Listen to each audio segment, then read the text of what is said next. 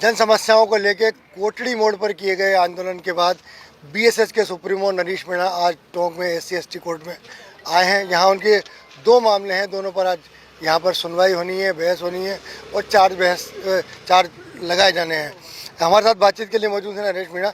देखिए, कोटड़ी पर जो आंदोलन हुआ जन समस्याओं को लेकर, सर्द रात में कुछ फैसले हुए, आखिर क्या उम्मीद कर रहे हैं उन फैसलों को लेकर? जो फैसले हुए लगभग वो पूरे कंप्लीट कर रही है जिला प्रशासन। एक सतवाड़ा की किसान आईडी बनती वो चालू कर दी, मुआवजा को लेकर एक्टिव हो गए, तो सारी जो मांगे थी वो पूरा कर रही है।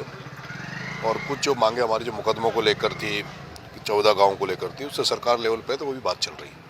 देखिए, खास बात ये कि इतने दिन से मांग लंबित रहती है, लेकिन जब आप आवाज़ उठाते हैं तो वहाँ जाके फिर अधिकारी जागते हैं, उन समस्याओं को सुनते हैं।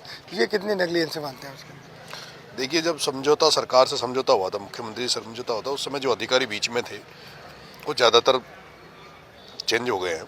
गौरव श्रीवास्तव जी, शिखर अग्रवाल जी, अब नए अधिकारी आए, उनके संज्ञान में डाला है मामला, तो फिर से एक्टिव है। मुझे लगता है जल्दी सब पर कार्रवाई होगी। देखिए, समरावता का प्रकरण मुख्य था कि वो जो देवली पंचायत को देवली उपखंड में शामिल किया गया, उसको वापस उनियारा में शामिल किया जाए। ये एक बहुत बड़ी मांग, जहाँ से मतलब आपका आंदोलन चालू हुआ, इसको लेकर क्या उम्मीद करना है, कब तक जाएगा? सबसे बात हुई थी और उन्होंने भरोसा दिया था कि मैं जल्दी बात करा के आपका जल्दी से, मतलब कब तक अंदाजा ये होना चाहिए? उन्होंने 2-4 दिन का नाम लिया था, तो ये 2-4 दिन होने दो। देखिए, उसमें एक महत्वपूर्ण बात ये थी कि जो आपके खिलाफ FIR संख्या 166/2024 है, उसके अंदर जो पुलिस की ओर से बेल कैंसिलेशन की एप्लीकेशन लगाई, उस पर भी वो राजी हुए हैं। किस तरह चलेगा पूरा प्रोसेस, किस तरह की उम्मीद कर रहे हैं इसको लेकर? देखो, जो 166 का जो मामला है, उसमें धाराओं के खिलाफ, चार्ज के खिलाफ हम लोगों ने हाई कोर्ट गए और माननीय उच्च न्यायालय ने उसमें स्टे कर रखा है। ट्रायल पे स्टे है। अभी यहाँ भी मामला चल रहा है, तो ये कोर्ट का मामला है, उसमें कैसे क्या होगा वो वकील ज़्यादा जानता है। लेकिन मुझे लगता है कि सरकार लेवल पे जो भी हमारे समझौते हैं उनको पूरा किया जाएगा। देखिए, नरेश मीणा और आंदोलन दोनों एक दूसरे के परिपूरक नाम हो गए हैं, तो अब नरेश मीणा की निगाह कहाँ है?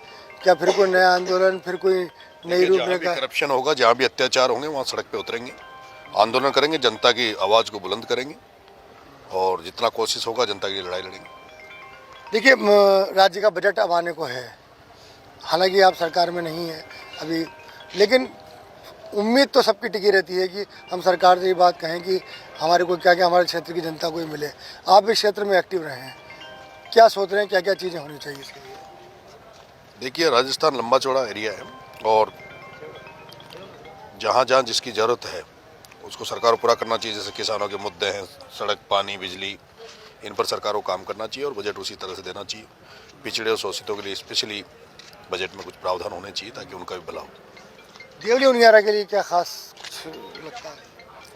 देवली उनियारा में भी हमने रखा था, वहाँ शॉप से अलीगढ़ की जो सड़क टूटी पड़ी थी, अलीगढ़ से जो आसल गांव की, तो वो जिला कलेक्टर साहब ने आश्वस्त किया था, उन्होंने प्रस्ताव भी भेजे, लगता है इस बजट में आ जाएंगे। देखिए, जो समझौता हुआ कोटड़ी मोड़ पे जन आंदोलन के बाद, उसके लिए क्या कुछ समय सीमा निर्धारित की गई है कि इतने दिन में ये? देखिए, जो जिला प्रशासन का लेवल पर जो हमारी मांगे थी वो तो लगभग पूरी की जा रही है।